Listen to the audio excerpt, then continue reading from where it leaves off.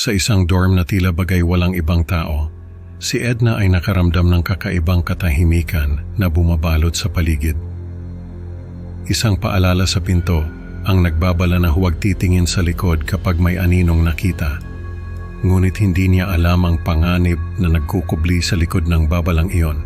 Sa kanyang paglabas nakilala niya si Lani, isang misteryosong kasama na tila may lihim na dala.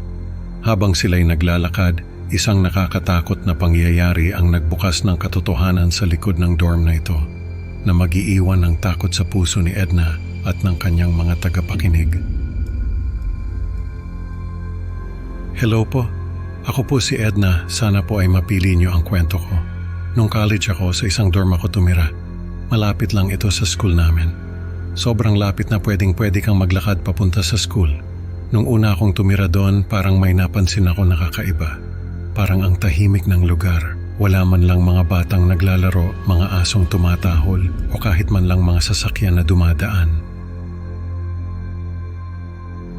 Kahit yung mismong dorm namin ay tahimik din. Parang ako lang yung tao, hindi ko pinansin yon. Baka kasi nagkataon lang na wala yung mga tao nung araw na yon.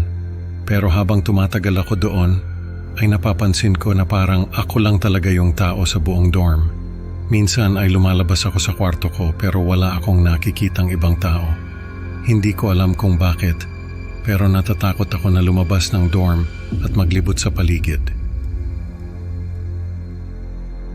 Parang may bumubulong sa akin na huwag akong lalabas. Isang araw ay hindi ko na napigilan yung sarili ko. Sabi ko, kahit saglit lang ay lalabas ako at titingnan yung paligid. Nung lumabas ako, ay nakita ko na may nakasabit na paalala doon sa pinto. Sabi ay, kapag lumabas daw ako ay kailangan kong bumalik agad. Kapag may nakita raw akong anino, ay huwag na huwag akong titingin sa likod. Nagtaka ako kung bakit may ganoong paalala, pero hindi ko na lang pinansin. Naglakad ako palabas, tahimik yung buong lugar. Wala akong nakikita kahit isang tao. Nung nasa kalagitnaan na ako ng paglalakad, ay may napansin ako na anino sa likod ko. Naisip ko yung paalala doon sa pinto. Kaya hindi ako tumingin. Bumalik na lang ako sa dorm at hindi na lumingon pa. Ilang buwan ang lumipas at nakilala ko si Lani. Hindi ko alam kung saan siya galing pero bigla na lang siyang lumabas sa kwarto niya at kinamusta ako. Sabi niya ay matagal na raw siyang nakatira doon. Pero ngayon lang siya nagkaroon ng lakas ng loob na kumausap ng ibang tao. Nagkakwentuhan kami at nagkapalagayan ng loob. Isang beses ay niyaya niya ako na lumabas. Sabi niya ay maglibot daw kami sa paligid. Nung una ay ayaw ko pero dahil mapilit siya ay pumayag na rin ako. Habang naglalakad kami ay may naamoy ako na kakaiba. Amoy na bubulok na hayop. Sabi ko kay Lani ay naamoy niya rin ba yon?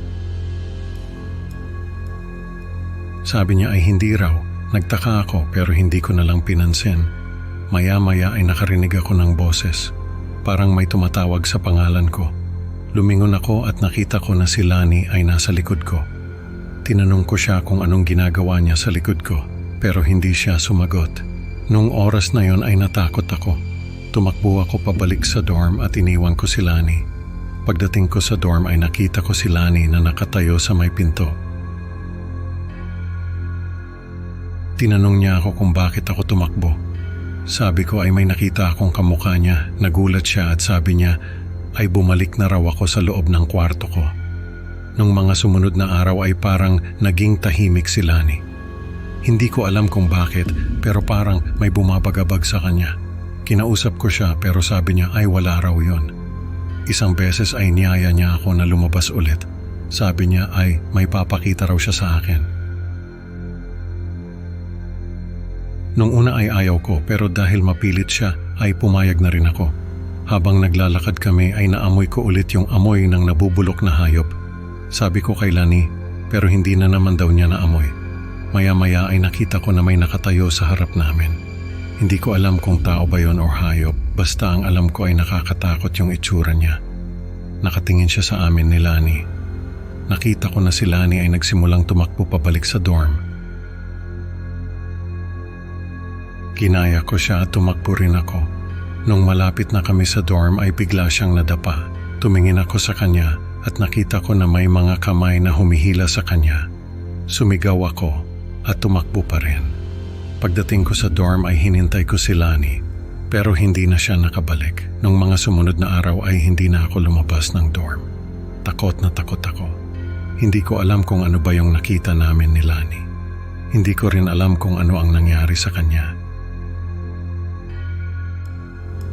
Basta ako ay pinilit ko na hindi na lumabas ng dorm.